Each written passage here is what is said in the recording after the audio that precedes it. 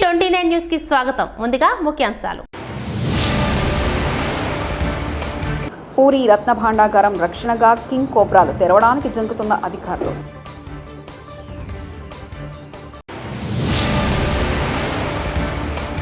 నాకు ప్రాణభిక్ష పెట్టింది వెంకటేశ్వర స్వామి, సీఎం నారా చంద్రబాబు నాయుడు.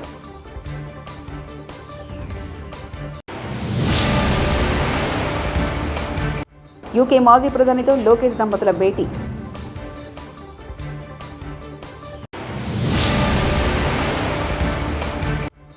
ఆరోగ్యశ్రీ ఇక డాక్టర్ ఎన్టీఆర్ వైద్య సేవా ట్రస్ట్.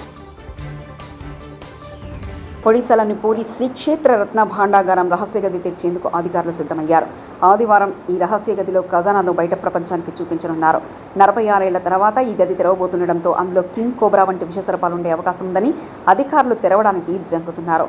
కేసీఆర్ జీరో అంటూ విమర్శలు గుప్పిస్తున్నారు. బీఆర్ఎస్కు రాజకీయ భవిష్యత్తు లేదంటూ చాలామంది గులాబీ పార్టీ నేతలు ఇతర పార్టీలో చేరుతున్నారు. రాష్ట్రంలో అధికారంలో ఉన్న కాంగ్రెస్ వైపు ఎక్కువ మంది మొగ్గు చూపుతున్నారు. మరోవైపు బీఆర్ఎస్ నుంచి 39 మంది ఎమ్మెల్యేలు గెలవగా కంటోన్మెంట్ ఉప ఎన్నికల్లో ఆ సీటును కాంగ్రెస్ గెలవడంతో బీఆర్ఎస్ ఎమ్మెల్యేల సంఖ్య 38కి చేరింది. ప్రస్తుతం 9 మంది బీఆర్ఎస్ ఎమ్మెల్యేలు కాంగ్రెస్లో చేరడంతో ఆ పార్టీ ఎమ్మెల్యేల సంఖ్య 29కి చేరింది. ఓ పార్టీ నుంచి గెలిచిన ఎమ్మెల్యే మరో పార్టీలో చేరితే పదవికి రాజీనామా చేయాల్సి ఉంటుంది. అదే ఒక పార్టీ నుంచి గెలిచిన ఎమ్మెల్యే 2/3 వంతు వేరే పార్టీలో చేరితే పార్టీ శాసనసభాపక్షం విలీనమైనట్లు పరిగణిస్తారు. దీంతో ఎమ్మెల్యేలపై అనర్హత వేటు వర్తించదు. ఈ ప్లాన్లో భాగంగా మొత్తం 26 మంది బీఆర్ఎస్ ఎమ్మెల్యేలను తమ పార్టీలో చేర్చుకునేందుకు హస్తం ప్లాటి ప్లాన్ రెడీ చేసింది. ఇప్పటికే 9 మందిని చేర్చుకోగా మిగిలిన 17 మందిని మరో 15 రోజుల్లో చేర్చుకునేందుకు ప్రణాళిక సిద్ధం చేసుకుంటుంది. ఈ విషయాన్ని బీఆర్ఎస్ నుంచి కాంగ్రెస్లో చేరిన ఖైరతాబాద్ ఎమ్మెల్యే దానం నాగేందర్ తెలిపారు. బీఆర్ఎస్ మొత్తం ఖాళీ అవుతుందని, 2 నుంచి 3 ఆ పార్టీలో మిగులుతారంటూ దానం సంచలన వ్యాఖ్యలు చేశారు. యూకే మాజీ ప్రధాని టోనీ బ్లెయిర్తో ఏపీ మంత్రి నారా లోకేష్ బ్రాహ్మణి దంపతులు భేటీ అయ్యారు. దీనికి సంబంధించిన విశేషాలను ఎక్స్వేదిగా లోకేష్ పంచుకున్నారు. ఏఐ ప్రాముఖ్యత గురించి అర్థవంతమైన చర్చలు జరిపామని పేర్కొన్నారు. గవర్నమెంట్ కార్యకలాపాలు, విద్య, ఆరోగ్య రంగాల్లో ఏఐను ఉపయోగించుకోవడం తదితర అంశాలపై టోనీ బ్లెయిర్ విలువైన సలహాలు ఇచ్చారని వెల్లడించారు. ఆరోగ్యశ్రీ ట్రస్టుకు గతంలో ఉన్న నందమూరి తారక రామారావు వైద్య సేవ పేరును ప్రభుత్వం పునరుద్ధరించింది. ఈ మేరకు వైద్య ఆరోగ్య శాఖ ప్రత్యేక కార్యదర్శి ఎంటీ కృష్ణబాబు ఉత్తర్వులు జారీ చేశారు. గతంలో ఈ పేరును వైసీపీ అధికారంలోకి వచ్చాక డాక్టర్ వైఎస్ఆర్ ఆరోగ్యశ్రీగా మార్చింది. నాకు ప్రాణభిక్ష పెట్టింది వెంకటేశ్వర స్వామి. ప్రతిరోజు నేను వెంకటేశ్వర స్వామికి దండం పెట్టుకుని తెలుగు జాతికి సేవ చేయడానికి, పేదరికం లేకుండా చేయడానికి నాకు శక్తి సామర్థ్యాలు ఇవ్వమని కోరుకుంటా. మనందరి బాధ్యత పేదరికంలో ఉన్న వారికి చేయూత ఇవ్వడం. గోపురం అక్కడంతా కూడా 3 నామాలు కనబడుస్తూనే ఉంటాయి. ఇంట్లో నుంచి పైన ఎక్కి చూస్తే తిరుమలలో ఉండే 3 నామాలు ఇంటి దగ్గర నుంచి చూసే అవకాశం వస్తుంది. నేను నమ్మిన దేవుడు, నమ్ముతున్న దేవుడు, నేను ప్రార్థించే దేవుడు వెంకటేశ్వర స్వామి అని చెప్పి కూడా నేను మీకు తెలియజేస్తున్నా. ప్రతిరోజు ఒక 2 నిమిషాలే నేను ఒకటే కోరుకుంటాను. దండం పెట్టుకొని 1 నిమిషం ప్రార్థన చేసి,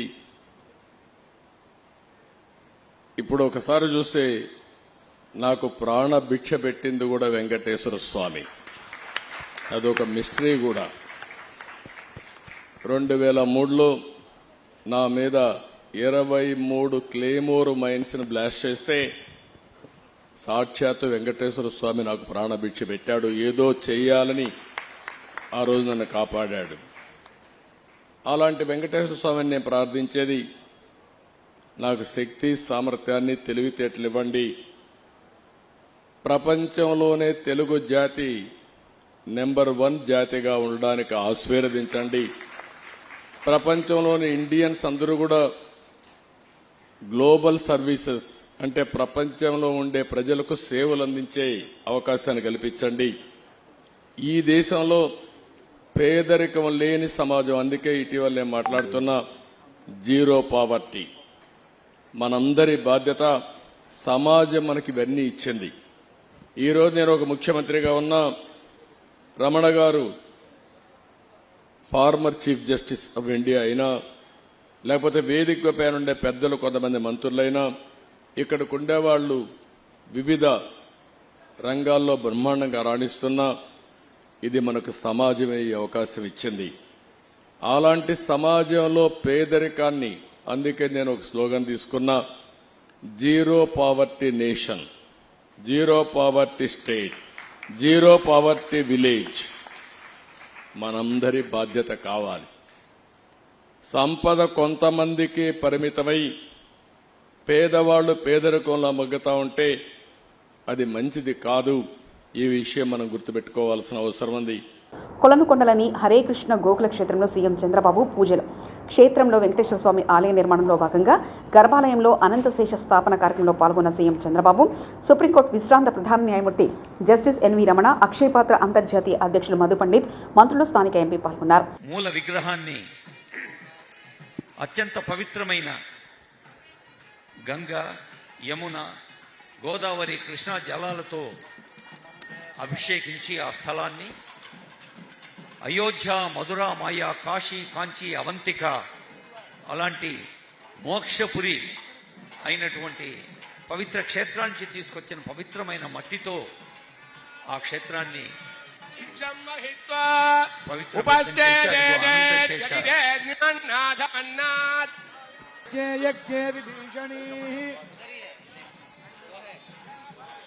జలశయనీ శ్రియం ధారాజ సత్యందో పరిమేదిని స్వపరిదత్తంగాయ పత్నీం మహీం దేవీం మాధవీం మాధవప్రియా లక్ష్మీం ప్రియసఖీం దేవీం నమామి అచ్యుత వల్లభాం ధరాయై విద్మహే సర్వసిద్ధై చ ధీమహి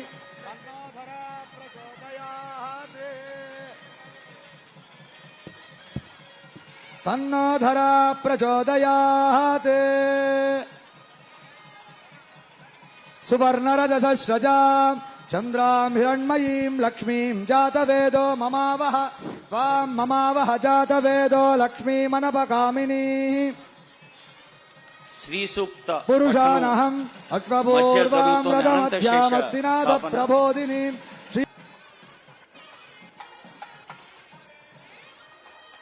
ఇంద్రైరేవ ధ్రువదృష్టాని సంచరన్నే ఇంద్రయేణ ధ్రువం ధ్రువేణ అవిషాః తత్పై దేవా అవిష్ణువన్ అయం చ బ్రహ్మణస్పతిః.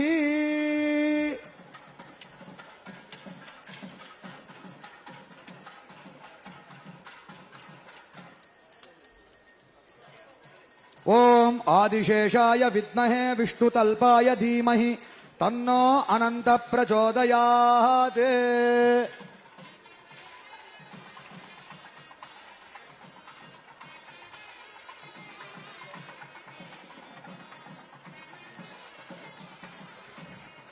ఓం ఆదిశేషాయ విద్మహే విష్ణుతల్పాయ ధీమహి తన్నో అనంత ప్రచోదయాత్.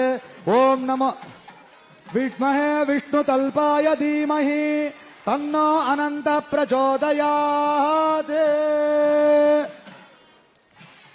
మంత్రహీనం క్రియాహీనం భక్తిహీనముదాసన యద్దిదంతు మయా దేవ పరిపూర్ణం తదస్తు తే. తవ కర్మాత్మకాని వై తేషామశేషానాం కృష్ణా స్మరణం పరం.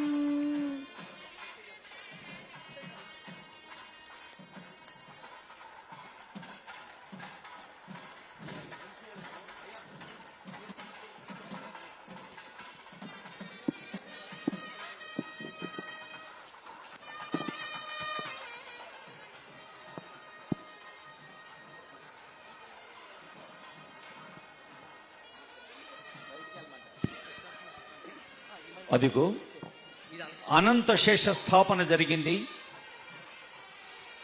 స్వర్ణకాంతులతో ఆశీస్సులందిస్తున్న అనంత శేషుడు, రజత కాంతులతో వెలుగులు పంచుతున్న అనంత శేషుణ్ణి ఈ భవ్యంగా నిర్మితం కానున్న ఆలయానికి ఒక పవిత్ర భూమికగా అనంత శేషుణ్ణి స్థాపించి వేదికపైకి వేంచేస్తున్నారు గౌరవనీయులైన ముఖ్యమంత్రి వర్యులు. జూబ్లీహిల్స్ పెద్దమ్మ తల్లి ఆలయంలో శాకాంబరి ఉత్సవాలు వైభవంగా జరుగుతున్నాయి. వేడుకల్లో భాగంగా ఆలయాన్ని వివిధ రకాల పండ్లు, కూరగాయలతో అందంగా అలంకరించారు. అమ్మవారిని దర్శించుకోవడానికి వేల సంఖ్యలో భక్తులు తరలివచ్చారు. అమ్మవారి భక్తులకు శాకాంబరి రూపంలో దర్శనమిచ్చారు.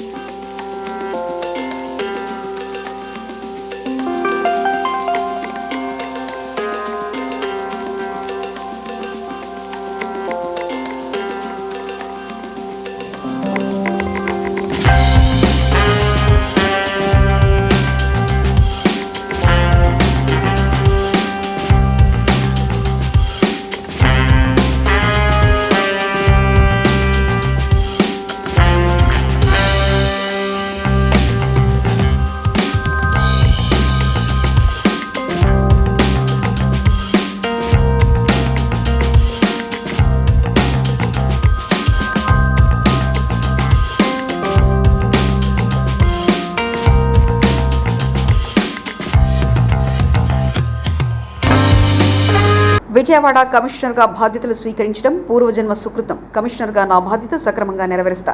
ప్రజల్లో నమ్మకాన్ని, భరోసా కల్పించాల్సిన బాధ్యత తనపై ఉంది. వినూత్న రీతిలో పోలీసింగ్ నిర్వహిస్తాం. నగరంలో ట్రాఫిక్ సమస్య పరిష్కారంపై దృష్టి పెడతాం. ఫిర్యాదుదారుల్లో నమ్మకం కలిగించేలా చర్యలు చేపడతాం. సిటిజన్ పోర్టల్ ద్వారా ప్రజలు తమ ఫిర్యాదులు తెలియజేయవచ్చు. గ్రీవెన్స్ సెల్ను మరింత పటిష్టం చేస్తాం. మహిళల భద్రతా విషయంలో ప్రత్యేక దృష్టి పెడతాం. సీసీ కెమెరాల పనితీరును మెరుగుపరుస్తాం. డ్రగ్స్ మహమ్మారిని తరిమి కొట్టేందుకు అందరూ సహకరించాలి. ఉమెన్ మిస్సింగ్ కేసులను సాధ్యమైనంత త్వరలో పరిష్కారం చేస్తాం. గంజాయి డ్రగ్స్ నివారణ చర్యలు తీసుకుంటాం. డే అండ్ నైట్ బీట్స్ మరింతగా పెంచుతాం. సైబర్ క్రైమ్ విషయంలో వినూత్న రీతిలో ముందుకెళ్తాం.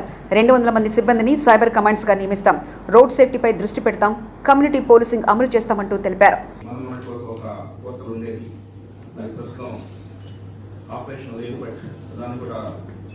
రాష్ట్ర ప్రభుత్వం పోలీస్ శాఖ త్వరలో పునరుద్ధరణ చేసే ఛాన్స్ ఉంది. సో దాని ద్వారా అయితేనేమి లేదంటే సిటిజన్ పోర్టల్ citizen.appolice.gov.in అనే పోర్టల్ ద్వారా ప్రజలు తమ ఫిర్యాదుని చెప్పచ్చు. అదేవిధంగా ఏదైనా సైబర్ క్రైమ్ జరిగినప్పుడు 1930 ద్వారా వారు తమ సమస్యని పోలీస్ శాఖ తెలియజేయచ్చు. అయితే వీటన్నింటిలో కూడా కొంత నిర్లిప్తత, కొంత రెస్పాన్స్ సరిగా లేదు అన్న సందర్భాలు కూడా కొన్ని ఉంటుంటాయి. సో వాటన్నిటిని పరిష్కరించుకొని ముందుకు వెళ్ళాల్సిన అవసరం ఉంది. ఎందుకంటే ఈరోజు మీరు చూస్తే పోలీస్ శాఖకు తమ వాదన చెప్పుకోవడానికి ఎన్నో పరిష్కార మార్గాలు ఉన్నా కూడా ఇంకా ఈ గ్రీవెన్స్ రిడ్రెసల్ మెకానిజం ఏదైతే ఉందో దీన్ని ఇంకా మెరుగ్గా చేయాల్సిన అవసరం ఉంది. దాని మీద ప్రత్యేక శ్రద్ధ తీసుకోవాల్సిన అవసరం ఎంతైనా ఉంది. సో దాని మీద కొంత ఫోకస్ పెట్టాలని చెప్పేసి నేను తెలియజేస్తున్నాను.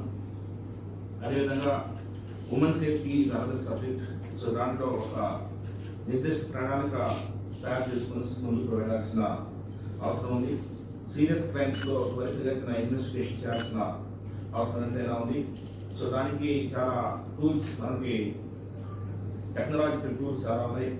సో ఇన్వెస్టిగేషన్ సూపర్వైజ్ చేయడానికి ఇన్వెస్టిగేషన్ ట్రాకర్స్ అని ఒక సిసి కేంద్రస్లో ఒక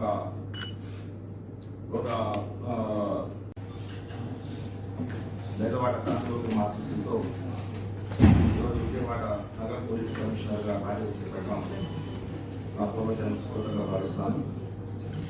ముఖ్యంగా ఈ మంచి అవకాశాన్ని నాకు కల్పించిన గౌరవ ముఖ్యమంత్రి గారికి, అదేవిధంగా డీజీపీ గారికి నా హృదయపూర్వక ధన్యవాదాలు తెలియజేసుకుంటూ, ముఖ్యంగా విజయవాడ అనేది ఆంధ్రప్రదేశ్ నడిపుతున్న రాజధాని ప్రాంతంలో ఉన్న ఒక కమిషనరేట్ కాబట్టి ఇక్కడ పోలీసింగ్ అనేది మెదక్ అల్లాదుర్గం మండలం గొల్లకొండ తండవాసులు నెల రోజుల నుంచి విద్యుత్ సమస్యలు తలెత్తుతున్నా పట్టించుకోవడం లేదంటూ వారు ఆగ్రహాన్ని వ్యక్తం చేస్తూ నేషనల్ హైవేపై బైఠాయించారు. దీంతో భారీగా ట్రాఫిక్ జామ్ అయింది. కరెంటు కోతల విషయంలో పలుమార్లు అధికారులకు విన్నవించినా ఫలితం లేదన్నారు.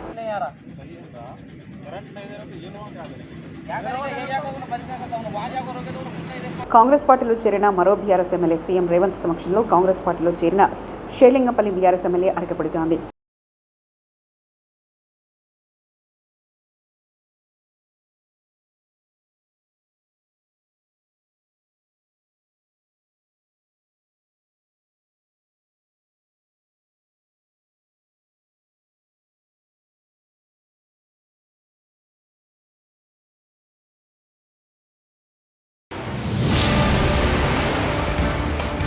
పూరి రత్న భాండాగారం రక్షణగా కింగ్ కోబ్రాలు తెరవడానికి జంకుతున్న అధికారులు.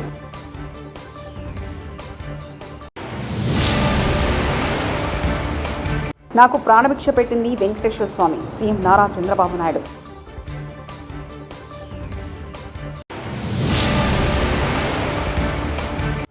యూకే మాజీ ప్రధానితో లోకేష్ దంపతుల భేటీ.